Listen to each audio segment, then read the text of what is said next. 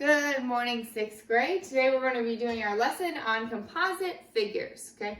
Make sure that you're reading all of the announcements. There's a lot of important information. We're no longer using the Assessments website, and we're no longer using Khan Academy. So I'm going to be producing these videos for you every day. You need to take notes on them and upload your notes along with your homework in order to get your notes and homework grade complete, okay? And so there's a lot of extra credit out there right now up for grabs, so make sure you read those requirements, get that done, and there's no reason everybody should have 100% in my class right now, okay? All right, composite figure is made up of two or more figures, okay? And so if I have a picture, a composite picture like this one here, a composite polygon, then it's going to be made up of two or more shapes, okay, that I do know how to find the area of.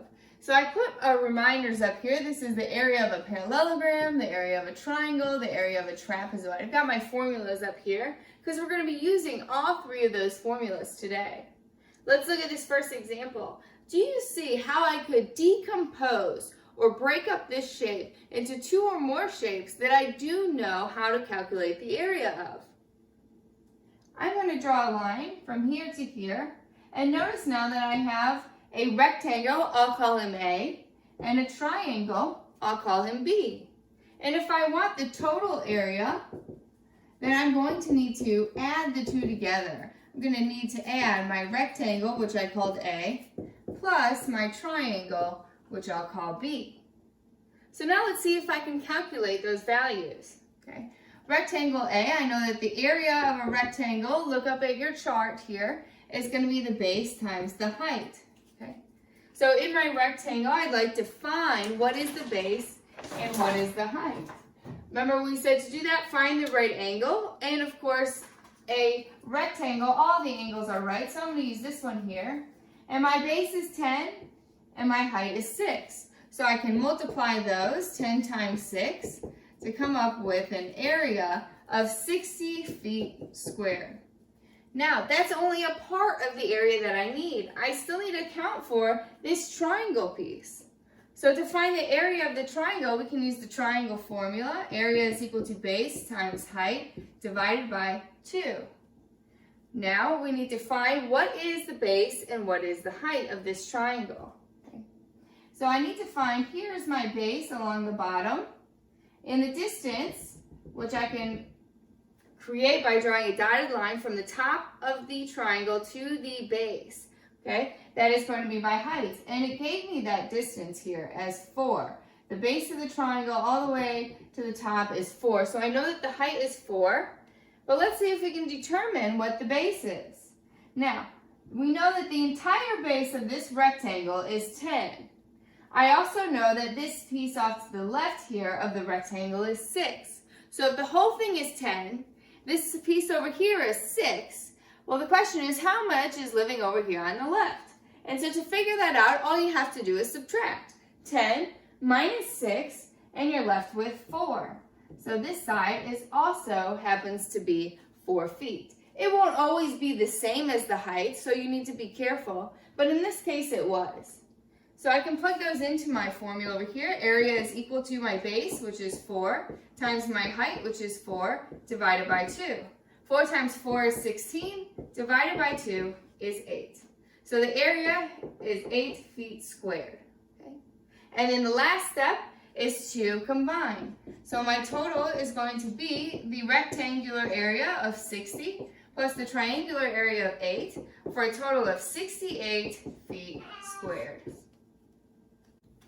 In this next example, we have a pool. So imagine you have a big old pool in your backyard, and we want to find the area of that pool.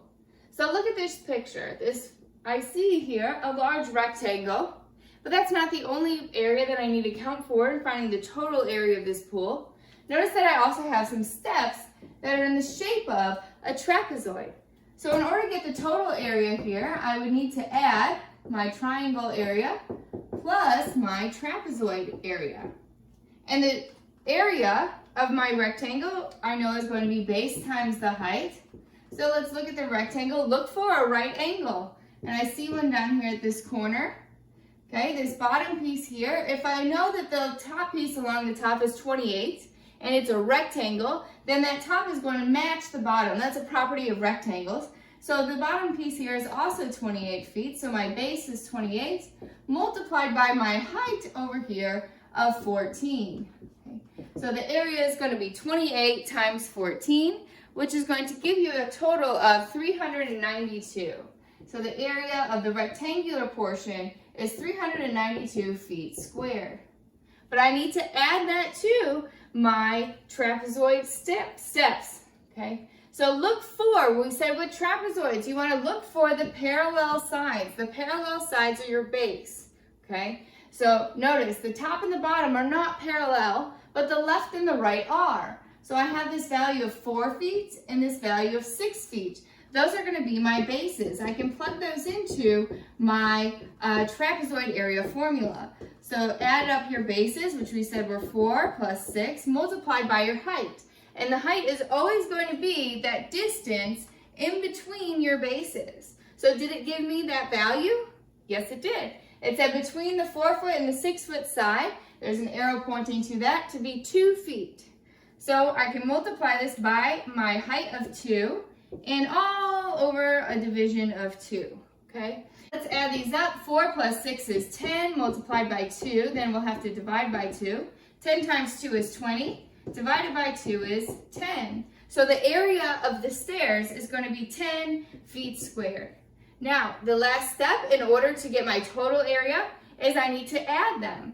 So my total area here will be 392 plus 10 for a grand total of 402 feet squared as my total area. In this last example, I want to find the total area of these two overlapping rectangles.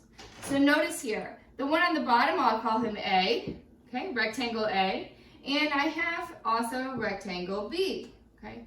But notice that they overlap here. So if I were to find the area of A, it would be all of this space plus that overlapping region. And if I were to find area of B, it's going to be all of this region also plus this mixed region in the middle. So I can't count that twice. So what we'll have to do is find the area of A, find the area of B, and then subtract out that portion that is overlapping between the two.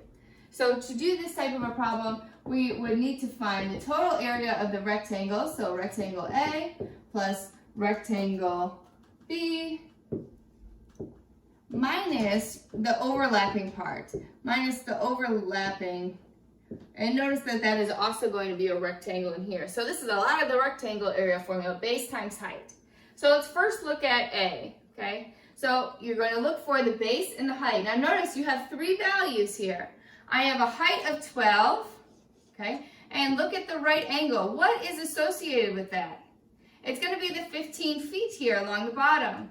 Notice that 8 feet only goes from this top left corner all the way to where my rectangles interlap. So it's not going to be the total distance. So I don't want to use 8 here. I want to use 15 and 12 to get my area of rectangle A. Okay, so I can multiply 12 times 15. Okay, and to get my total area here of 180 feet squared.